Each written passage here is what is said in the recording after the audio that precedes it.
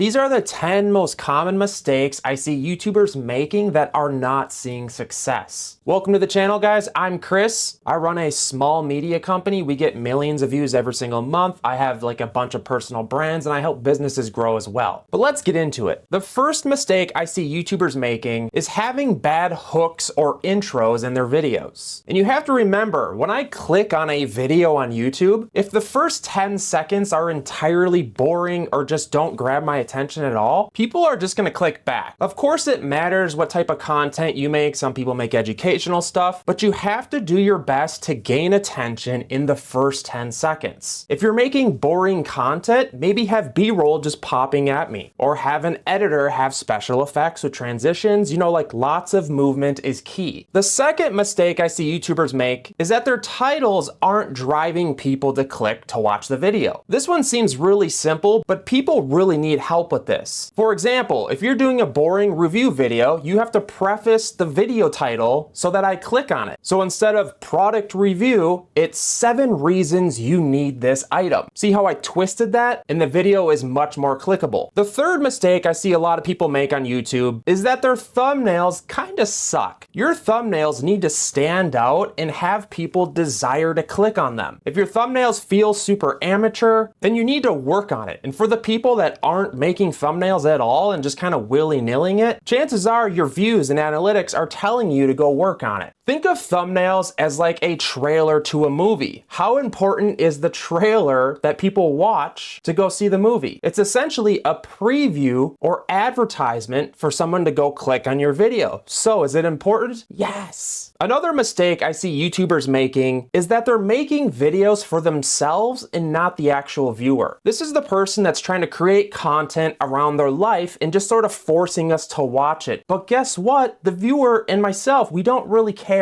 It's really cool that you're going on a trip to Florida, but why do I care as the viewer? You need to make the viewer care about your video. People are extremely selfish, and you have to ask yourself for every video, is the viewer gaining something, or what is the reason the viewer is watching the video? And if you're just thinking you're going to entertain us, chances are it's not going to happen. Another mistake I see a lot of people make on YouTube is inconsistency. And this was probably the biggest factor on me going full time with all my YouTube channels, is the amount of upload. And I know people preach, oh, quality over quantity, but guess what? Quantity is usually gonna force your quality to get better the more you do it. And just to give you guys an update, these algorithms, they love tons and tons of content. Consistency and quantity while also working on your quality. That is the secret sauce. But a lot of these people are like, oh, I uploaded 12 videos. Why am I not full time yet? A lot of times I notice YouTube channels can take up to like 50 to 80 videos to even get cooking. So how many videos do you have? Another mistake I see a lot of YouTubers make is they're talking too slow and their videos move too slow. Did you know that a lot of people on YouTube actually watch the videos at 1.5 playback speed? That's showing the entire world that our retention is very bad and we want things to move so fast. And you should think about that while creating your video. Once in a while, I'll get comments like, hey man, your videos are all over the place, but guess what? My retention is very high. You're much better off changing the angles a lot and having more fast editing than just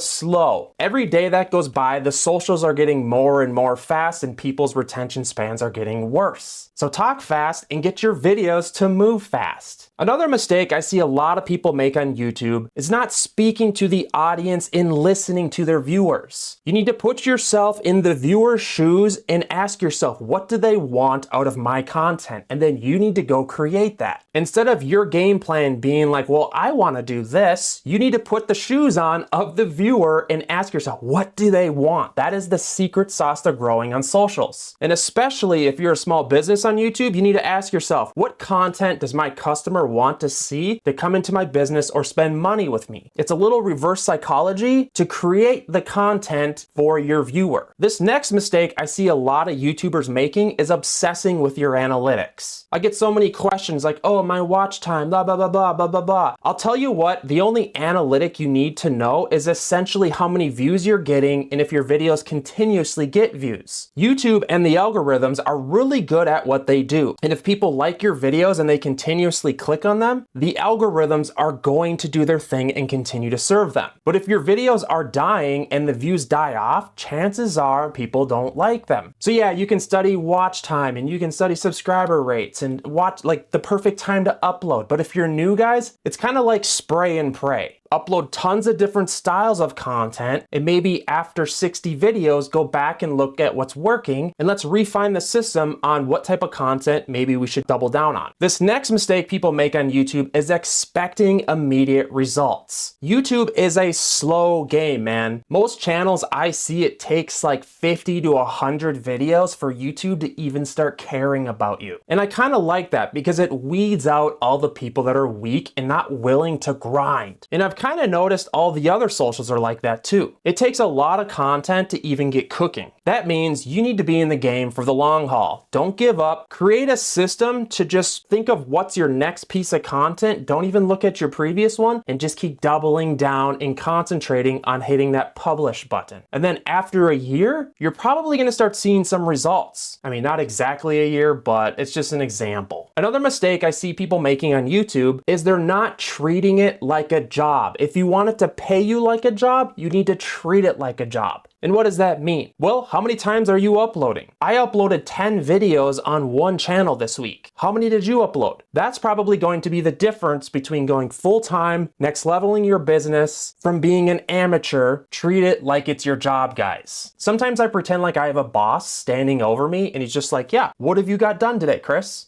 Sir, nothing.